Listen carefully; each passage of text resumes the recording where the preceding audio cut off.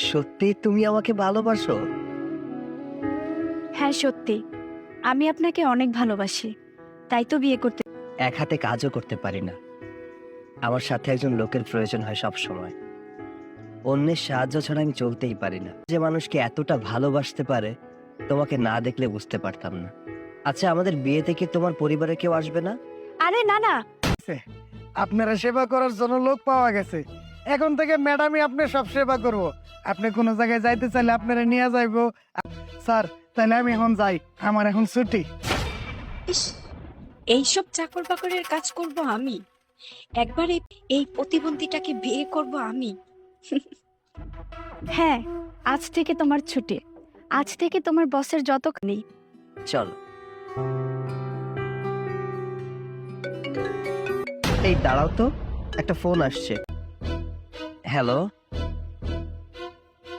কি কি বলছো এসব? আরে তোমরা কি বলছো কি? আচ্ছা আচ্ছা, আমি এখনই আসছি। 1 কোটি টাকার কোম্পানি আগুনে পুড়ে ছাই হয়ে গেছে, আমি পুরো নিঃস্ব হয়ে গেছি। আমি এখন কি করব কিছুই বুঝতে পারছি। আমি তো বিয়ের আগেই পথের ফকির হয়ে গেলাম। আমার কত ইচ্ছে ছিল বিয়ের পরে চৌধুরী গ্রুপ অ্যান্ড কোম্পানির মালকিন হয়ে তোমার সাথে। হয়েছে তার সর্বনাশ হয়ে গেছে স্যার। কি রে, কি হয়েছে? তুই এভাবে হাঁপাচ্ছিস কেন? স্যার, আমাকে ফ্যাক্টরি আগুনে পুড়ে ফেলাইবো স্যার। হায় হায়, তুই এসব কি বলছিস? আমি এখন কোথায় যাব? আরে কে আমাকে বাঁচাবে? কি আপনাকে পুলিশ খুঁজতে? দাঁড়াও, কোথায় যাচ্ছ?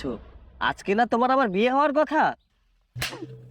এই শালা প্রতিবন্ধী ফকিন্নির বাচ্চা, তোর মতো ভালোবাসি কথাটা বলেছো, আমাকে বিয়ে করবে কথাটা বলেছো, তাহলে এখন আমাকে চড় মেরে চলে যাচ্ছ কেন? আরে আগে তো তোকে বিয়ে মালকিন হতে চেয়েছিলাম, কিন্তু সেটা তো আর হলো না। তার আগেই তোর সবকিছু পুরো একদম ছাই হয়ে গেল। এখন যদি আমি তোকে বিয়ে করে, তাহলে তোর রাস্তায় রাস্তায় ভিক্ষা করব নাকি? শোন, আমি এসব কোনোভাবেই পারবো না। আমার সময়টা অযথাই এই প্রতিবন্ধীটার পেছনে নষ্ট করলাম। পা না থাকলে কোনো সমস্যা নেই, কিন্তু টাকা পয়সা বাড়ি গাড়ি না থাকলে তোর কোনো মূল্য নেই। আপনার বিয়ে করতে চাই। আমি তো সব জানি, এর জন্যই তো এত কিছু করলাম। চলো। মামা শোন শোন শোন, কি? ওই যে প্রতিবন্ধী ছেলেটা আছে না, ওকে তোকে বিয়ে করতে হবে। এই প্রতিবন্ধী ছেলেটাকে বিয়ে করবে? আমি কত শিক্ষিত সুন্দরী, তুমি ভাবলে কি করে আমি ওকে বিয়ে করব? আর আমি আমার বন্ধু বান্ধবীদেরকে কি বলবো? ওই যে ফ্যাক্টরিটা আছে, ফ্যাক্টরিটার মালিক মাসে ইনকাম কত জানিস? 1 কোটি টাকার কাছাকাছি। প্রতিবন্ধী ছেলেকে বিয়ে করব? আরে তোকে কে বলেছে ওই প্রতিবন্ধী ছেলেকে বিয়ে করে সংসার করার জন্য? আর এটা তো বাহানা মাত্র। সব তুই তোর নিজের নামে লিখে নিবি, তারপর তোকে ছেড়ে চলে আসবি। এরপর সারা জীবন তুই পায়ের উপর পা তুলতে পারবে। আমি তো ভেবেই দেখিনি, তুমি তো একদম ঠিক কথা বলেছো। আচ্ছা তুমি এখানে দাঁড়াও, আমি এক্ষুনি গিয়ে ওই ছেলেটাকে পটিয়ে বিয়ের জন্য রাজি করে আসছি। প্রজেক্টের যে অবস্থা, তাতে কি করব কোম্পানির বুঝতে পারছি না। এক্সকিউজ মি, উনি। ও আচ্ছা, ওয়েট। শিবু, একটু সাইডে যা তো। আচ্ছা ঠিক আছে। থাকেন, তাহলে আমরা ইদানিং বিয়েটা সেরে নিতে পারি। সত্যি তাই? আপনি আমাকে বিয়ে করতে চান? দেখুন, আমি একজন প্রতিবন্ধী। কোনো সমস্যা নেই, আমি সবকিছু জেনে আপনাকে বিয়ে করতে চাই। এক সেকেন্ড। আপনার কেন? স্যার, আপনি যে ব্যাংকের লোন আছে না স্যার, এই লোনের টাকা তো সময় মতো পরিশোধ করেন নাই। এই জন্য ব্যাংকের ম্যানেজার পুলিশ নিয়ে আপনারা খুঁজ। হায় হায়, তুই এসব কি বলছিস? এখন আমি কি করব? নিজেকে বাঁচাবো কিভাবে? আরে আপনার তো প্রতি মাসে কোটি টাকা ইনকাম, এক মাস এই কয় টাকা ইনকাম করি, কর্মচারীদের বেতন দিয়ে সব টাকা চলে যায়। আচ্ছা, এসব কথা বাদ দিন, চলুন আমরা বিয়েটা করে নিই, তারপরে সবকিছু দেখা যাবে। তার উপর ব্যাংকের এত এত ঋণ আপনার মাথার উপর, আর আপনাকে পুলিশও খুঁজছে ব্যাংকের ঋণের জন্য। আপনার সাথে যদি আমার বিয়ে হয়, তাহলে তো পুলিশ তো আমাকেও ধরে নিয়ে যেতে পারে। সে তো কাল নাও থাকতে পারে। চুপ করুন তো, আমি তো আপনার ছেলের পাশটা দিয়েও যেতাম না। নিহাত আমাকে আমার বাবা বললো যে আপনি অনেক বড় লোক, এই ফ্যাক্টরিটা যদি আমার বিয়ে হয় না, ভবিষ্যতে আমাকে ভিক্ষার থালা নিয়ে রাস্তায় রাস্তায় ঘুরতে হবে। থাকুন তো আপনি।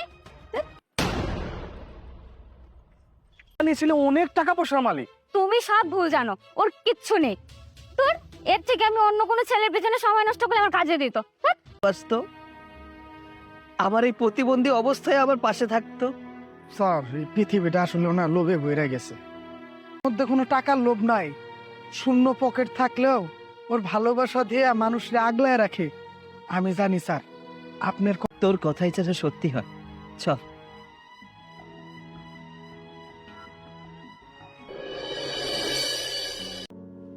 কি রে, বাড়িতে কেউ নাই? স্যার যাইতেছে।